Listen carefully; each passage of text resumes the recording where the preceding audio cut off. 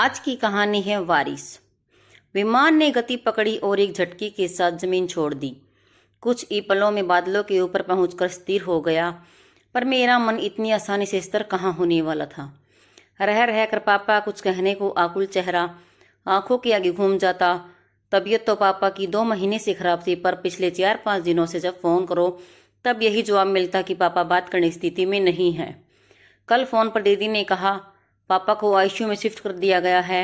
डॉक्टरों ने सीट को प्रयोगशाला बना दिया है, पर वो कोई भी ट्रीटमेंट स्वीकार ही नहीं कर रहा। डॉक्टर कह रहे हैं जिसे बुलाना हो बुला लीजिए, दुआ कीजिए। पापा बार बार कहे जा रहे हैं कि तुझसे कुछ कहना है। उनके आगे के सब सिसकियों में खो गए। मेरे दिल में खुक सी उठी। पति सोमेश ने देखा, तुरंत हिम्मत बंधाई। मुझे तो किसी भी हालत में छुट्टी नहीं मिल सकेगी, पर तुम पहली फ्लाइट लेकर निकल जाओ। मैंने पीठ सीट पर टिकाकर पलकें मूंद ली और मन को बादलों की तरह यादों के आसमान में खुला छोड़ दिया। मैं जानती थी कि मुझसे क्या कहना चाहते थे और वो मैं इनके मुंह से सुनना नहीं चाहती थी, इसलिए उनको मौका ही नहीं देना चाहती थी। शादी के बाद 5 सालों में सिर्फ 2 बार गई थी मायके। शादी की धूमधाम में चाचा किसी से बातें कर रहे थे और सुन लिया कि मैंने की मम्मी ने मुझे जन्म नहीं दिया था। अंत में वो भले ही वैसे भाई साहब हैं तो काबिल तारीफ। भल अब उसे एक गलती कहो या 2 पल की भयुक्ता, पर उसे सारी जिंदगी निभा दिया उन्होंने। टूट सी गई थी मैं सच्चाई जानकर। इस पापा को मैंने आदर्श के रूप में देखा, एक समाज सेवक और सुधारक के रूप में जाना। मैं उनकी 2 पलों की भावुकता का नतीजा थी। उनकी एक गलती पापा से कह तो कुछ नहीं पाई, पर उसके बाद से वो खामोश पीर दिल में पर्वत सी जी जमकर उनसे एक दूरी बनाती गई। वो पीर भी गलती भी कैसे, कुछ कहती भी तो किससे। मेरी सुनता ही कौन था पापा के अलावा। बचपन से ही मैंने बाकी लोगों का प्यार दीदी के पलड़े में और पापा के प्यार अपने पलड़े में कुछ ज्यादा पाया। पापा की यादें मिश्री की तरह मन में मिठास बनकर घुली थी। चिड़ियों की चहचहाट सी कानों में संगीत बनकर घुली थी। परी देश के सुंदर सपनों सी आंखों में घुली थी। मेरे जन्मदिन के लिए कुछ अलग सी पोशाक या मेरा कोई फरमाइश किया हुआ खिलौना ढूंढने के लिए बाजार खंगालते पापा। विज्ञान के प्रयोगों के लिए मॉडल बनाते और उनका प्रयोग सिखाते पापा। मेरी पुस्तकों की रुचि को बढ़ावा देने के लिए हर पुस्तक मेले में उंगली पकड़ घुमाने ले जाते पापा। चलते फिरते उठते बैठते कहानियां सुनाते या विज्ञान की पहेलियां बुझाते पापा। साइकिल सिखाने के लिए मुझे उस पर बिठा कर भागते पापा। शहर के एक छोर पर दादी की बड़ी सी हवेली थी। पहले वो गांव के छोर पर थी, पर जब शहर ने गांव को खुद में समेट लिया था तो शहर में आ गई थी। उसमें रहता था दादी और उनके 3 बेटों का परिवार, जिसमें दादी का ही वर्चस्व चलता था। घर के मामले छोटे बड़े फैसले वही लेती थी। बैठक या रसोई ही नहीं, नाती पोतों के जीवन की वही नियंत्रण करती। लड़कों के लिए महंगा पब्लिक स्कूल, लड़कियों के लिए पास का सरकारी स्कूल। लड़के पास के पार्क में या स्टेडियम में क्रिकेट खेलने जाते थे और लड़कियों के लिए पीछे किचन में गार्डन में आम के पेड़ पर झूला था। यूं तो सभी लड़कियां उनके लिए दूसरे दर्जे की नागरिक थी, पर मुझसे उन्हें विशेष चिढ़ थी। उनसे यदि कोई बहस करने की हिम्मत रखता तो वो थी मैं, तो वो थे पापा। हालांकि मैंने सुना था कि दादी पापा को सबसे ज्यादा प्यार करती थी। उन्होंने अपने कुछ गहने बेचकर पापा की मर्जी के खिलाफ पापा को शहर पढ़ने भेजा था, पर उनकी पढ़ाई में सबसे ज्यादा नाराज वही हुई थी। पढ़ाई ने उन्हें तरक्की करना और सभी औरतों की, पत्नी और बेटियों की भी इज्जत करना सिखा दिया था। पढ़ लिख कर वो गांव के सरकारी स्कूल में अध्यापक हो गए थे और सारे गांव में शिक्षा के प्रति जागरूकता फैलाने का काम शुरू कर दिया था। जो लोग कल तक हवेली का गेट छूने की भी हिम्मत नहीं करते थे वो बेखो पापा से मिलने दालान में आने लगे थे। ऐसी शिक्षा का फायदा उनकी समझ से बाहर था, जो अपने ज्यादा दूसरों के बारे में सोचने सिखा दे। मुझे दादी से बहस करने की तो पापा ने कभी नहीं दी, पर मेरा उनसे सदा शीत युद्ध चलता रहता। दादी किसी न किसी बहाने से मुझे भाइयों से कमतर साबित करने की कोशिश करती और मैं खुद को उनसे बेहतर साबित करने के लिए जूझती रहती। पापा बड़े प्यार से समझाते, मुझे यकीन है कि मेरी बिटिया खूब पढ़ेगी और एक दिन साबित कर देगी कि वो लड़कों से कम नहीं है। मैं उस दिन का इंतजार करूंगा। पापा के वो वाक्य मेरी प्रेरणा बनते हुए मैं पापा की परछाई बनती चली गई।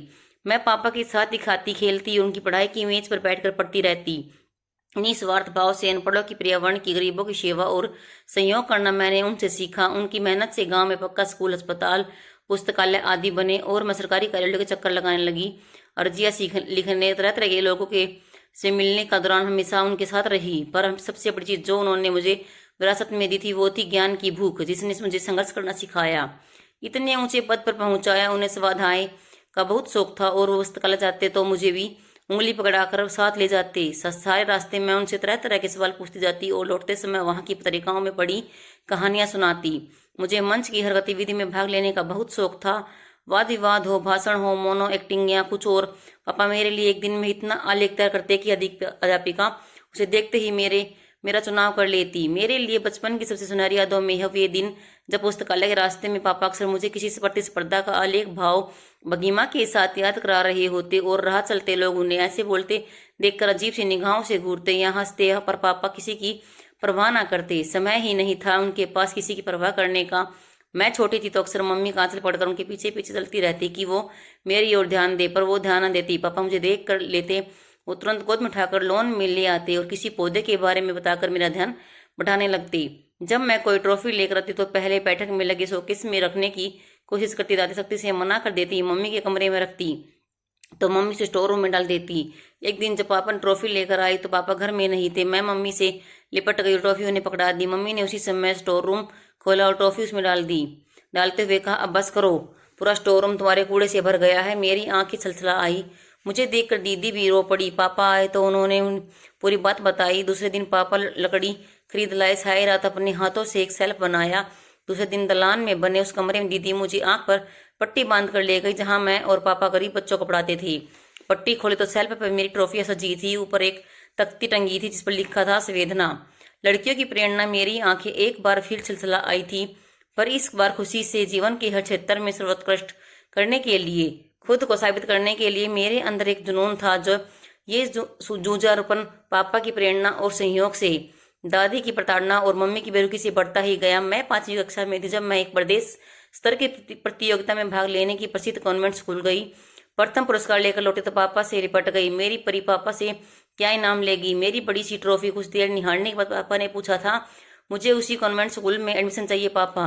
यह कहकर मैं बड़ी देर तक उस स्कूल की खूबसूरती और सुविधाओं के बारे में बताती रही और पापा पलक मुझे देखते रहे। फिर जैसे मेरे एक बार किसी खिलौने या कपड़े के लिए कहने पर वो आ जाता था, वैसे ही दूसरे दिन उस स्कूल का फॉर्म आ गया। नए स्कूल की फीस महंगी थी और उससे ज्यादा महंगे थे उसके नखरे। कभी कभी स्टडी टूर, तो कभी किसी करेले के लिए मंच की पोशाक, कभी किसी प्रतियोगिता के लिए किताबें, तो कभी किसी से प्रतिस्पर्धा के लिए मॉडल। ये तो बहुत बड़ी होने पर पता चला था कि मेरी छोटी बड़ी फरमाइशें पूरी करने के लिए पापा रात रात भर जाकर अनुवाद कार्य करते थे। जब दीदी की शादी तय हुई तो दादी मेहंदी वाले दिन अपने गहनों का एक सेट लेकर आई तो दीदी ने पूछा, इनमें से कौन कौन से संवेदना के हैं और कौन से मेरे। ये सारे तेरे हैं, दादी ने उत्तर दिया। तीनों लड़कों के लिए एक एक सेट बना कर रखा है मैंने।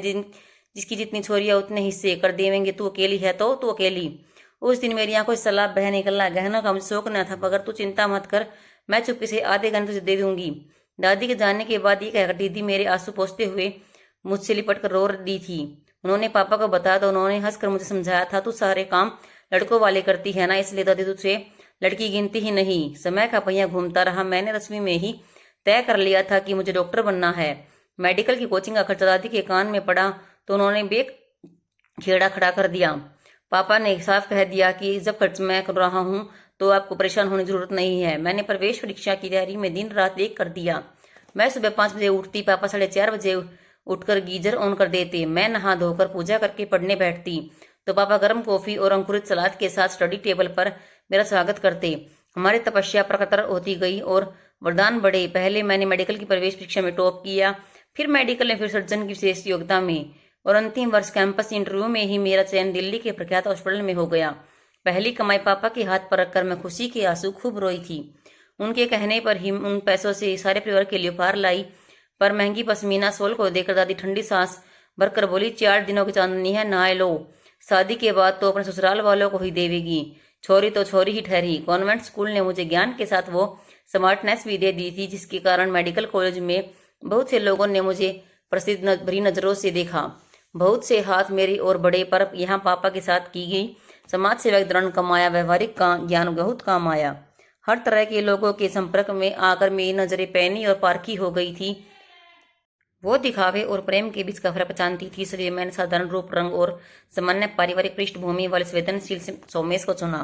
हमारे स्वभाव और जीवन के प्रति नजरिए के अलावा हमसे कुछ भी सम्मान न था। भाषा, जाति, प्रांत कुछ भी नहीं। मैंने उन्हें अपने दहेज लेने के संकल्प के बारे में बताते हुए यह भी कह दिया कि पापा की परीक्षा में उन्हें पास होना पड़ेगा। सोमेश से पापा करीब 2 घंटे बातें करते रहे और उनके जाने के बाद मुझे गला लगाकर रो पड़े। मेरी परवरिश सफल हो गई। शाबाश बेटा, तुझे पहचानना आ गया। ये लड़का तेरी रूह का सुकून और हम कदम बन सकेगा।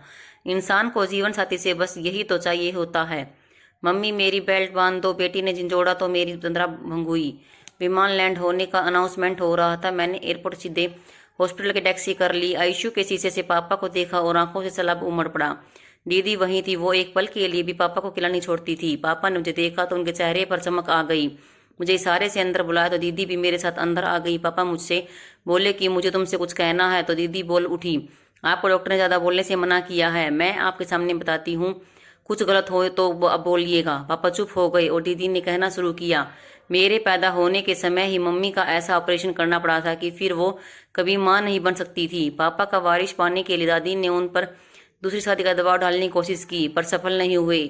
बहुत लड़ाई के बाद उन्होंने कहा कि पापा एक लड़का गोद ले ले। ये सुझाव पापा को पसंद आ गया। अनाथ आश्रम गए और वहां तो पता चला कि लड़की तो तुरंत मिल सकती है, पर लड़के के लिए अर्जी देकर 2-3 साल प्रतीक्षा करनी पड़ेगी। अभी कई लोगों की अर्जी पड़ी है। अर्जी डालने के बहुत समय बाद अनाथ आश्रम से फोन आया।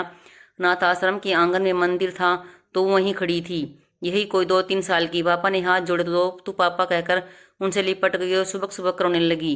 पापा ने तुझे चुप कराने के लिए गोद में ले लिया। पापा अब आप मुझे कभी को नहीं छोड़ना, मैं आपकी गोदी से नहीं उतरूंगी, नहीं तो आप फिर खो जाओगे, कहकर तूने बाहों में उनके गले में कस दी।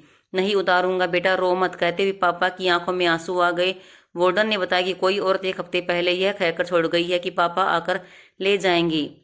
तब से हर आने वाले के पैरों में पापा कहकर लिपट जाती है, कोई बात नहीं, समझ जाएगी कुछ दिनों में, कहकर वार्डन ने जितना तुझे छुड़ाने की कोशिश की तू उतने ही करुण कतरन से साथ उनसे और लिपटती गई। पापा को तुझ पर दया, कुछ पर दया, दीदी मत इतना बोलती कि पापा ने हाथ के इशारे से उन्हें रोक दिया।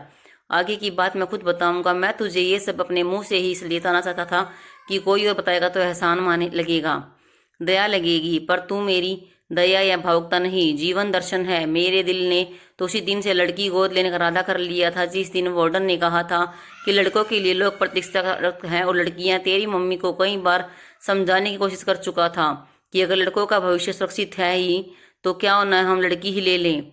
हम बच्चा गोद लेने नहीं, अपने वारिस की कमी पूरी करने जा रहे हैं। तेरी मम्मी का जवाब होता, वारिस पद का मतलब है वहन करने वाला।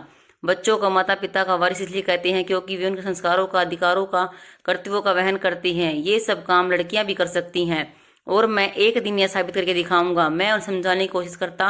अनाथ आश्रम जाने के लिए निकला, लेकिन मन अनमना सा था।